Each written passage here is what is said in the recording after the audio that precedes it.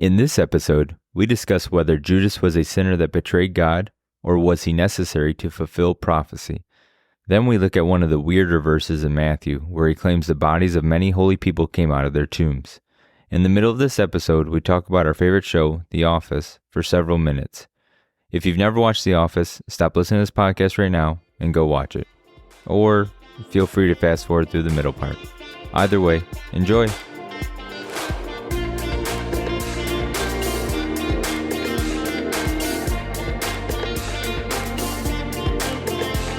You're listening to Campfire Theology, where we explore topics you usually wouldn't discuss in church.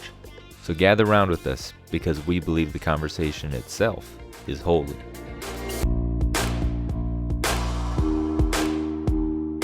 We talked about predestination a little bit. Mm-hmm. What about Judas? Ooh, that's an interesting one. I've always wondered that. You brought up. Was he predestined to betray Christ? He talks about it in his Iron God. Or does he just have the all the right attributes aligned that he wants to betray Christ? If you want.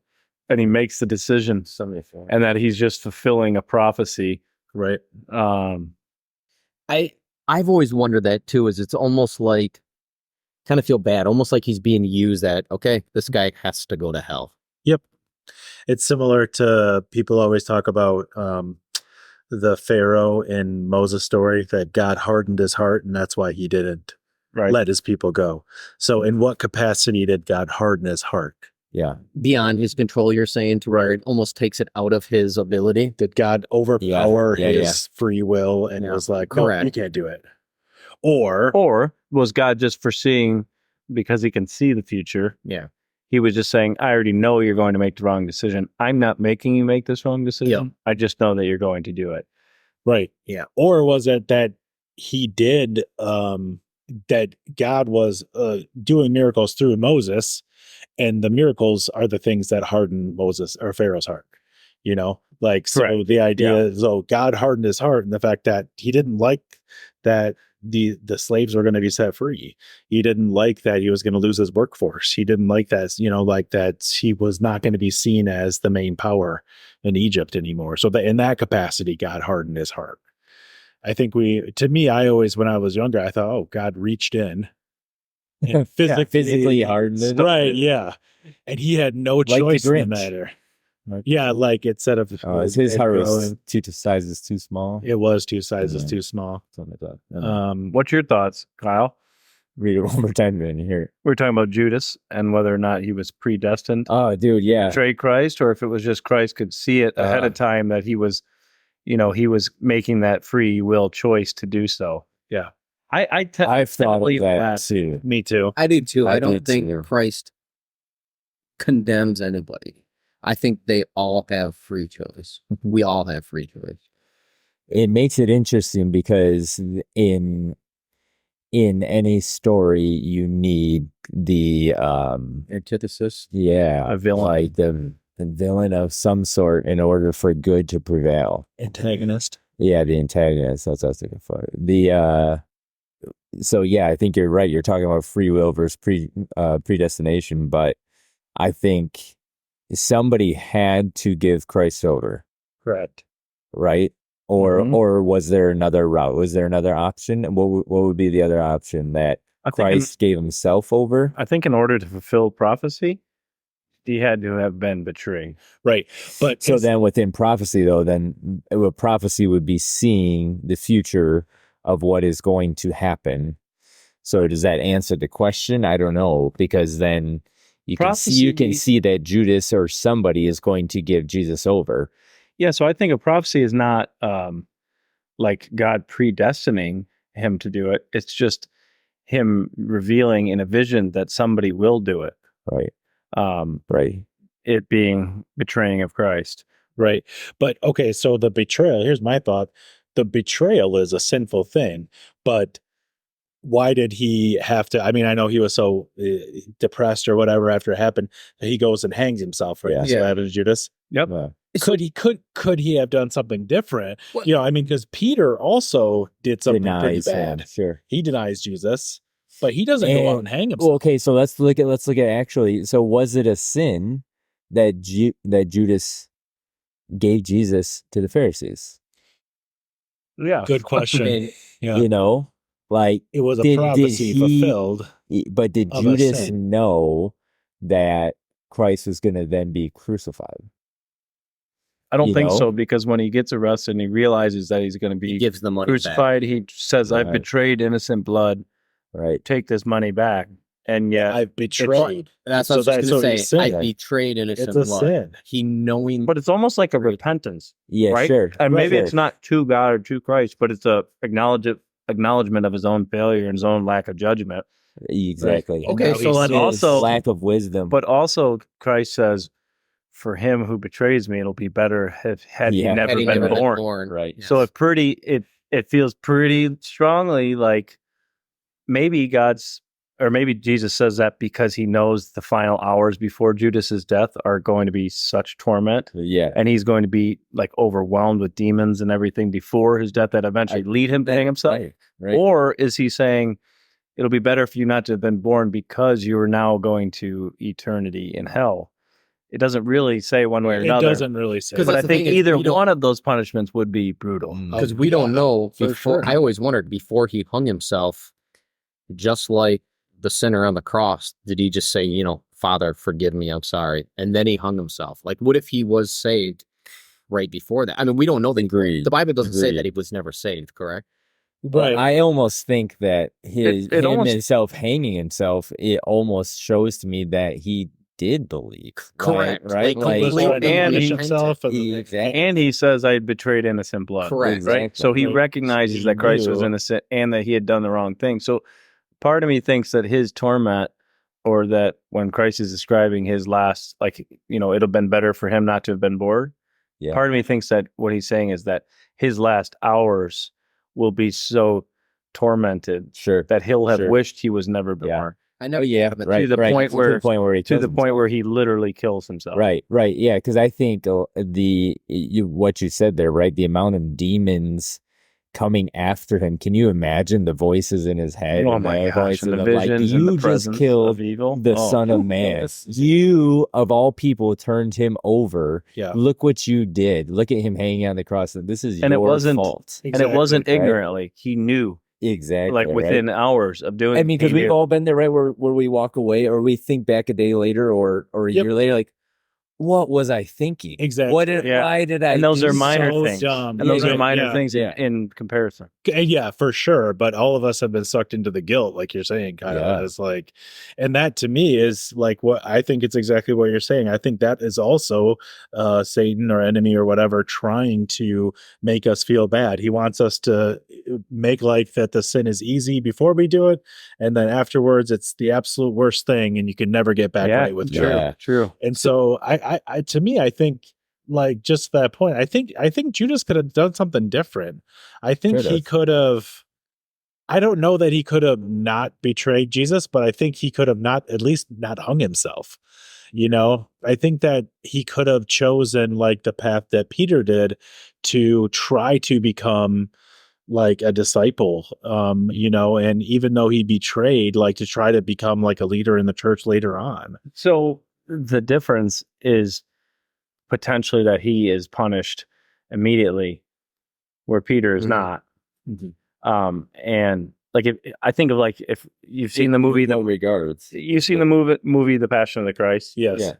We've all seen that, where Yeah. Judas betrays him. He realizes he did the wrong thing. He tries to give the money back, Have you seen this? and then yeah.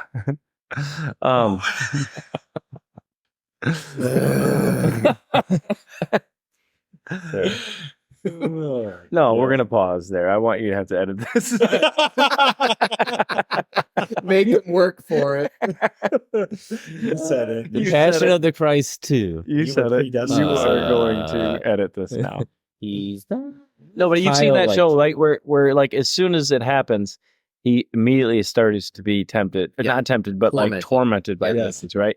And eventually, so you think like your point, like, well, why didn't he just decide, like, I don't need to kill myself, I can make a comeback? But also, if you're fighting, a legion of demons, Exactly. you lose the ability to make conscious decisions. You just need it to end now, Sure. right? You Exactly. need immediate relief. Yeah. You're not trying to like think about long-term plays here. You just need to be out of the presence of evil. Right. And in I know any it's way that you know way how the movie as a human. portrays it, but when he's tormented like that, that also makes me think though that the demons are essentially taking him right to hell, right? Like it's kind of like they're like, hey, here we go. I think it's They almost come up to insinuated. get They kind of correct. say I that in the think movie, or in the that movie. Yeah, that's what I'm inferred. saying. in It's the more movie, theatrical for that, yes. but that's how it feels, and I think that's what we all picture. I think the church often portrays that, Yes, but I'm not sure that's entirely accurate. I or 100% true. agree. I agree. 100% I don't think agree. I think that's why your question is a really good one, where it's like we don't go in depth there, because think about Peter. Judas, I'm assuming, didn't know that Peter also betrayed Christ. You know what I mean? presumably, Because right. did they cross paths? At the time, they wouldn't have been together. No. Peter and Judas weren't together. And then, off the top of my head, how long doesn't after say. was it that Judas hung himself? I don't think it says the timeline, but it was shortly It after. seems like Like fairly within the same- quickly like, after, within right? the same That's what few I was days, thinking, it doesn't right? seem long. Mhm. So I doubt they ever like got together and Peter was like, dude, hey, I did the same I thing. also did the same Yeah. thing, right? Right. And I was wrong. Like, hey, how do we move How past do we this? rectify this? Yeah. Yeah, and it says in Matthew 27, if this is right after he tries to give the money back, he threw the money into the temple and left, and you can see that image or that scene in Passion of the Christ when he's going in there. Yeah, right. He said, "I have sinned, I have betrayed innocent blood." That's verse 4. And they said, "What is that to us? That's your Right. responsibility." Right. And Judas threw the money into the temple and left, and he went and hanged himself. So I think the sense is that, like, Pretty much when immediately. right after, well, so this happens, but his betrayal was the night before. Before the trial. Yep, and now he has a trial in the Sanhedrin. Then Peter's denial is happening at the same time, I think, as the trial, and then we have the section early in the morning. So yeah, he has a trial that same night. So they probably never talked. I would Correct. guess, right? I wouldn't You know what think mean? so. Yeah. No. The other part that's Because the interesting. disciples, yeah. Yeah, one last look. Can you imagine that? One last look at Jesus right as he getting taken away. Yeah. But even the premise of what he's doing in his mind may not be wrong. Like if he's not believing that Jesus is the actual Son of God, then he's also saying like, dude, this guy is being blasphemous.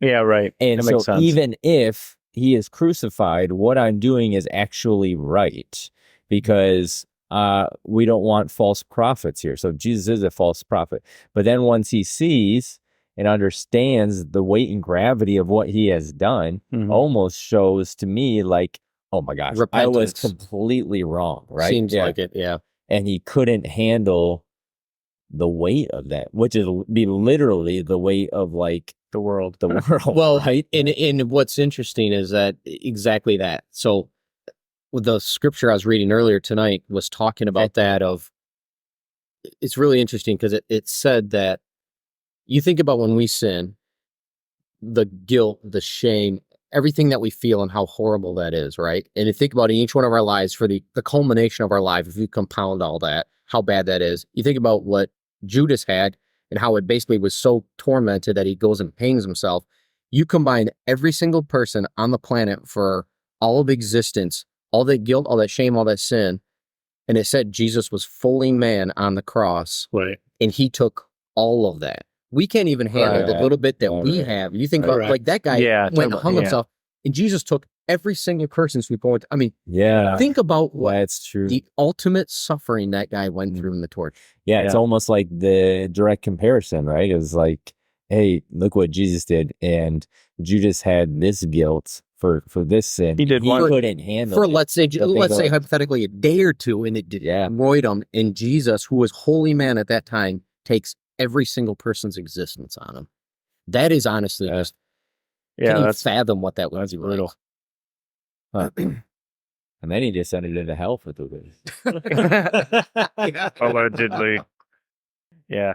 Interesting stuff. There's lots of stuff that's really interesting, especially the way that Jesus puts it in. And like I'm looking at Matthew 26, where he says, "Do you think I cannot call on my Father, This is when he's being arrested. Do you think I cannot call on my Father, and he will at once put at my disposal more than 12 legions of angels? And how many is a legion?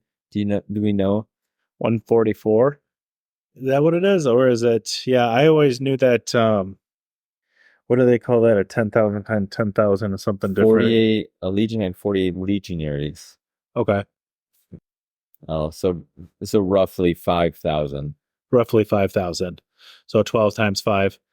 Yes. Yeah, so in the Roman military, between 3,000 and 6,000. Yeah. So let's say 60,000 angels. Basically the number is almost irrelevant at that point, right? Yeah. You're sort of like forget by 70 angels. times 7 times. Yeah. Exactly. It's funny that he used 12 because it's such an important number of the Bible. Like 12 tribes of Israel, 12 disciples. Just like seven. Seven. Yeah. So That's many it. times. Yeah. Yep. The symbolism of Numbers. Yes, numerology in the Bible. But he said, this is what I was getting at. He said, Jesus, right after he said the legions of angels, he said, but how then would the scriptures be fulfilled that say it must happen this way? Yeah, exactly. Like all of these things must happen. You're right. So he's like, you think you got me, right? He's like, but no, you don't. Right. We'll wait. This is like a miniature hell. Like this is the burning flames. This is what we're competing against. I could hear the gnashing of teeth. Pouring more sin or something. It's just Will drinking a diet Coke. That's right. Forgot about the Daniel plan. D'Angelo, you don't deserve this. You're better than No, put it on. No, I've worked hard. I deserve this. It just keeps grabbing. Put it on the fireplace. These have 0 calories. Nobody said they had 0 calories. What a great line. Oh my gosh. So I'm watching The Office again, and I'm in season 2, and it dawned on me like yesterday, where it's like Andy's not in it yet, Aaron's not in it, Karen. Like it's shocking the number of important characters that they bring along in it. It feels very like confined. Like just that one office, just those people. Yeah, it's just like the Jim and Pam story is like 3 seasons. The first 3 seasons, like, all right, enough about Jim and Pam. Yeah. They expand it so well, like almost seamlessly in a way where it's like, agreed. Oh yeah, Andy's not in this. Or I think Erin's a great character. Agreed. Like, like she has a lot of little parts in there. Gabe too, right? Like I like Gabe better. Yeah, where it's like, but they bring Aaron's almost like fake, like a different. Nobody's that dumb, you know what I mean? Oh, I ate 3 apples. That's one of my favorite lines. So she's like, she puts her head down. She's like, like that kind of stuff. I'm like, it's just kind of like reaching a little bit. But Gabe is perfect because he's like exactly every. He's like spineless. He's another Toby. He's every spineless. Corporate. Yeah. He really is. It's like my gym has a full nudity rule. Yeah, right. I don't like it. Makes me uncomfortable. It's almost passive aggressive. It's so these old guys walking around. Why do you ask if we're together still so often? Stop talking about the Guess sun. we're still together, right? Shut up about the sun. 93 million miles, and it's over the course temperature than 105,000 degrees. Shut up about the sun. It's a great show, though. But yeah, I always think those kinds of shows, like they start out with more ideas, like, okay, what if we did this in an office? And there's not really that many wacky characters. Yeah. But then they sort of branch out to like, let's make the characters as weird as possible. I don't even think it's that. I think they try to like first emulate real characters, and then they just kind of take legs of their own. Yeah. Like Dwight. Well, I think the actors and actresses themselves kind of develop those characters, right? Okay, let me read this one, because this is one that just gets breezed over or gets shortened all the time. Yeah. At that moment, talking about when Jesus dies, the curtain of the temple was torn in 2 from top to bottom. Right. The earth shook and the rocks split. And that's usually where churches stop reading. Right. And then the next verse, the tombs broke open and the bodies of many holy people who had died before were raised to life. They came out of the tomb, and after Jesus' resurrection, they went into the holy city and appeared to many people. How wild is that? And we never talk about that at the Easter. Like, not just my church. I've been to hundreds of churches, but nobody ever references that. So they always cut it off right before that, because it's just like way too controversial or too like exactly. It's actually a fairly common. Yeah. Right. I That do it all happens the time. every- So I every when I, Easter when I egg. have like right. And All of the old relatives who have died come back. yeah. I've heard a bunch, but I And they never all heard look that for it eggs. was the holy people that rose. It doesn't say all people, it just says holy. The holy people. Read it one more time. I never heard that. You had your chance. The tombs broke open. The bodies of many holy people who had died were raised to life. They came out of the tombs, and after Jesus' resurrection, they went into the holy city and appeared to many people. Okay, so that to me also makes me think a little bit more of like, were they just dead? Like Exactly. that goes back I was to a little thinking bit that too. more of like, okay, so then was nobody in heaven at the time? Was everybody just waiting for Jesus? Mhm. And it was a time where they were in some sort of in between phase or just were dead. And then all of a sudden they sleeping. woke up and they're like, hey, what's up, everybody? Oh, things seem to have changed a little bit. Right. Exactly. All right. So is that their way of, is that when Moses comes back and Jesus, that's when they finally ascend to heaven? I don't know. Good question. Really good question. Because where did they come from when the transfiguration happened? Jesus goes up on the hill and Elijah and Moses both come down. Do you remember this? The Yeah. transfiguration? Where did they come from? Like, where were they from before? Yeah. I don't know. That's where I think this idea of Abraham's side makes sense to me in my brain. But again, we're thinking of it human, logically, spatially, Yeah. temporally, like we always do. It's like, okay, if you're not here, then you have to be somewhere else. Yeah. Is that really true in the spiritual world? You know, That was pretty smart. Did you go to seminary? I did. Yeah. We called it seminary. Oh, God. Not for you, No, not but for- others. Others. And I we're was back on to editing. So it talks about many holy people, not all holy people. Thought that was kind of interesting. Yeah. They came out and they walked around and appeared to many people. That's just so bizarre to me. Mhm. Also, So we wait, always wait. talk Like a about, Halloween but situation. it says they were raised. Is that in all of the Gospels? No, Where I are don't. you reading I don't it from? think so. It's Isn't in that Matthew only- 27. Isn't that unique to Matthew? That might be. I have a book that has all the comparisons, Mm-hmm. like between the stories and stuff. And Yeah, I I have gotta it. bring it into it. It's like a parallel. I can't remember what it's called. Parallelogram, something like that. That's it. It's a rhombus. That's it. That's the one. No. Good question though, Kyle. It's which one did I? Thank you. No, I don't think it's in any of the other ones that I remember. It's also not in the. So I just thought that was interesting. Maybe Matthew was the only one that has all the zombies. Yeah. Or maybe he was just trying to sell books. Like the Daniel plan. Shots fired, Rick. He was just kidding. Yep. Buy my cookbook, buy my DVDs.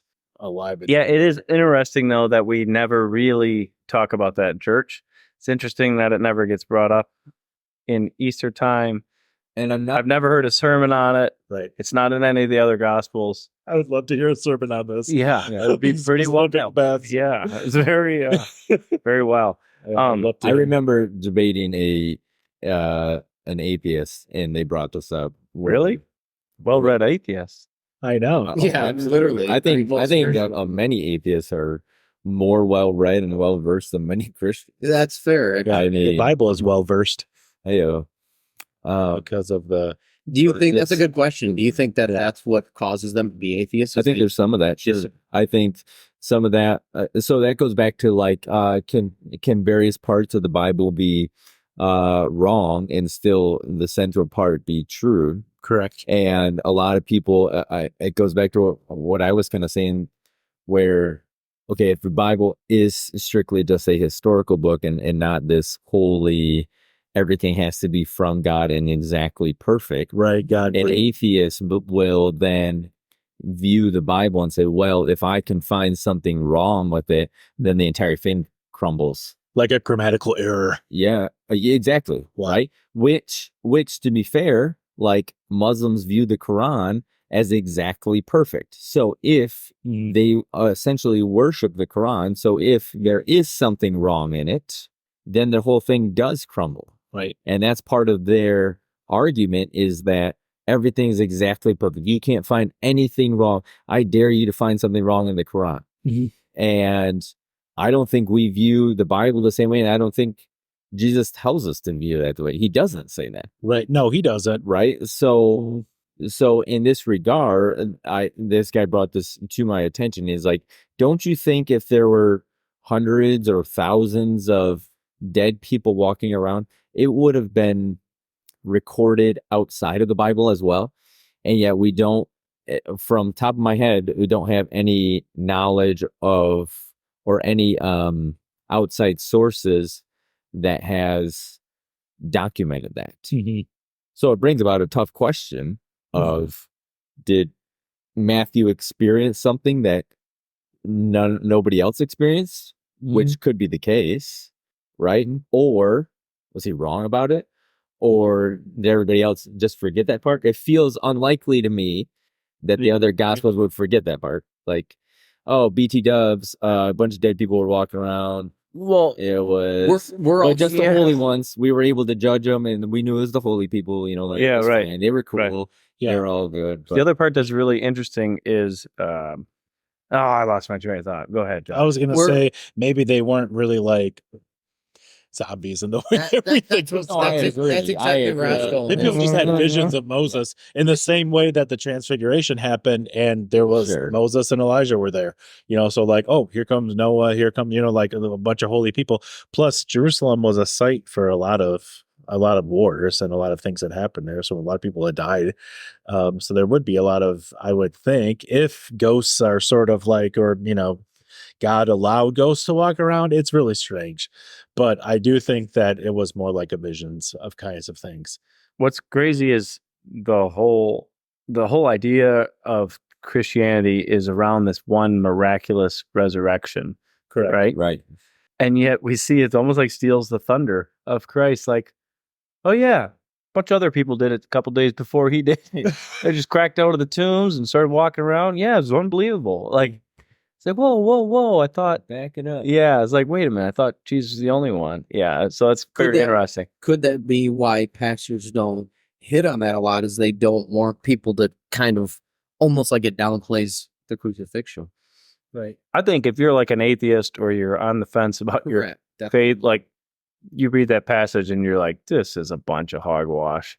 That's what I think. Because I think you could get to, like, a reasonable person could get to, like, well, if Jesus was divine, he was the Son of God, and he was truly God, maybe he could come back from death, like from the dead. You know, that's seems unlikely, but yeah, okay, I can get there, right? But if you're kind of like a skeptic and you read that, like, oh, as soon as he died, a bunch of dead people all started walking around, that would be a lot harder. You know, as a skeptic, I can say for sure that's harder for me to believe than one divine creature coming back to life. Right. So Matthew must have experienced something along those lines. Absolutely. In order to record it, right?